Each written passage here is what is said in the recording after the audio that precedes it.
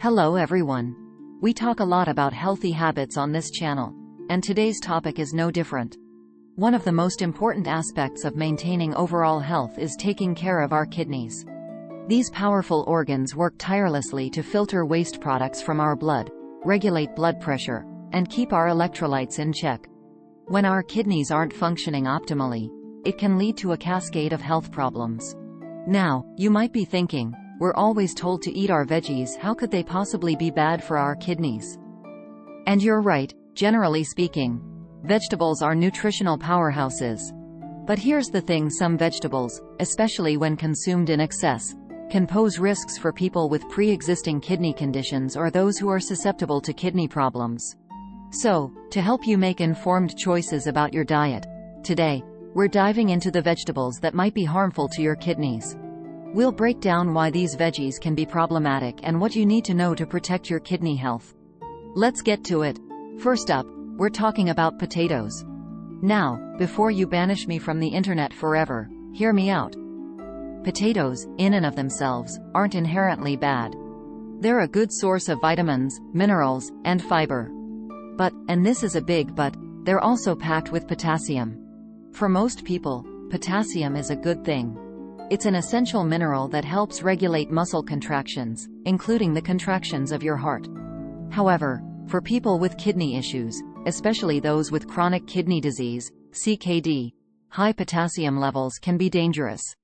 You see, healthy kidneys do a fantastic job of filtering excess potassium from the blood and flushing it out through urine. But when kidneys aren't functioning properly, potassium can build up to unhealthy levels in the bloodstream, leading to a condition called hyperkalemia. Hyperkalemia can cause a range of symptoms, from muscle weakness and fatigue to irregular heartbeat and even life-threatening heart rhythm disturbances. Now, this doesn't mean everyone needs to swear off potatoes entirely. If you have healthy kidneys or only mild kidney issues, you can still enjoy potatoes in moderation. The key is to be mindful of portion sizes and cooking methods. Boiling potatoes can help reduce their potassium content, as some of the potassium leaches out into the water. Next on our list is a leafy green that often gets hailed as a superfood: spinach.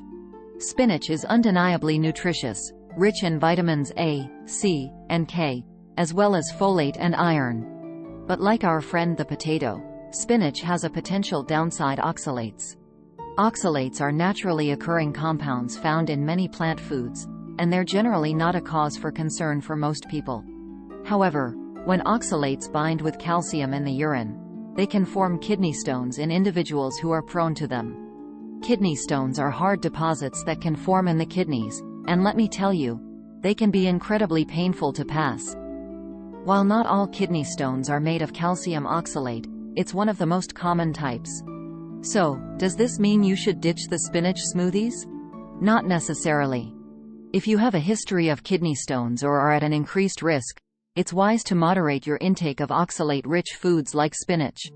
Remember, variety is key to a healthy diet. Instead of loading up on spinach exclusively, try diversifying your greens with options like lettuce, kale, or bok choy, which tend to be lower in oxalates. Moving on to a root vegetable that often stains our cutting boards: a vibrant magenta beets. Beets are packed with antioxidants, nitrates, and fiber, making them a heart-healthy addition to your diet. But here's the catch: beets are also high in oxalates, which, as we discussed earlier, can contribute to kidney stone formation in susceptible individuals. Now, it's important to note that not everyone who eats beets will develop kidney stones. Many factors contribute to kidney stone formation, including genetics, hydration levels, and overall diet. However, if you have a history of kidney stones, especially calcium oxalate stones, it's wise to enjoy beets in moderation. One way to reduce the oxalate content of beets is to boil them. Boiling helps some of the oxalates leach out into the cooking water, which you can then discard. And remember, balance is key. Pairing beets with other low oxalate vegetables and staying well hydrated can help minimize the risk of stone formation. Next up is a vegetable that's often touted for its crunchy texture and low calorie count: celery. Celery is a good source of vitamins and minerals, and it's often enjoyed as a low-calorie snack. But here's the thing: celery contains a surprisingly high amount of sodium for a vegetable. Now, sodium isn't inherently bad. Our bodies need a certain amount of sodium to function properly. However, most of us consume far more sodium than we need, primarily from processed foods and restaurant meals. Excess sodium intake can put a strain on our kidneys because it disrupts the delicate balance of fluids in our bodies. When we consume too much sodium, our kidneys have to work harder to flush out the excess, which can lead to water retention, increased blood pressure, and, over time, kidney damage. For individuals with healthy kidneys, enjoying celery in moderation shouldn't pose a significant risk. However, if you have pre-existing kidney issues, especially if you're on a sodium-restricted diet, it's crucial to be mindful of your celery intake. Opt for fresh celery over canned or processed varieties, which tend to be higher in sodium. And remember, moderation is key. Now, let's talk about a vegetable that's often found in pies and other sweet treats: rhubarb. Rhubarb is known for its tart flavor and vibrant red stalks. While the stalks of rhubarb are safe to eat, the leaves contain a naturally occurring toxin called oxalic acid.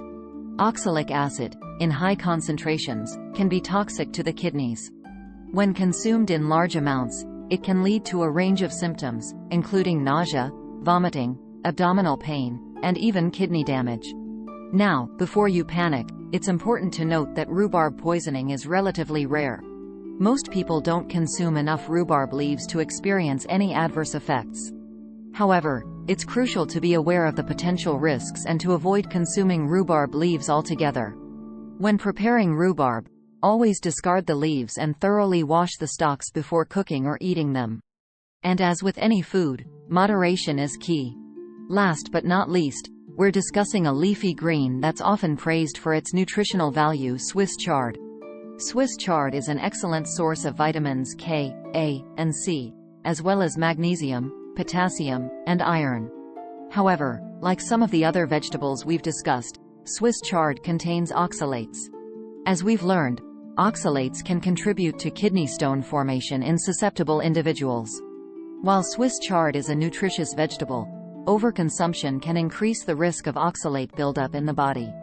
If you have a history of kidney stones or are at an increased risk, it's best to enjoy Swiss chard in moderation and to vary your intake of oxalate-rich foods. Remember, a balanced and varied diet is key to maintaining optimal kidney health. So, there you have it, folks. 6 seemingly innocent vegetables that could potentially spell trouble for your kidneys if you're not careful. Remember, the key takeaway here isn't to eliminate these veggies from your diet entirely, but rather to be mindful of your intake, especially if you have pre-existing kidney conditions or are predisposed to kidney problems. As always, maintaining a healthy lifestyle that includes a balanced diet, regular exercise, and proper hydration is crucial for supporting your kidneys and overall well-being.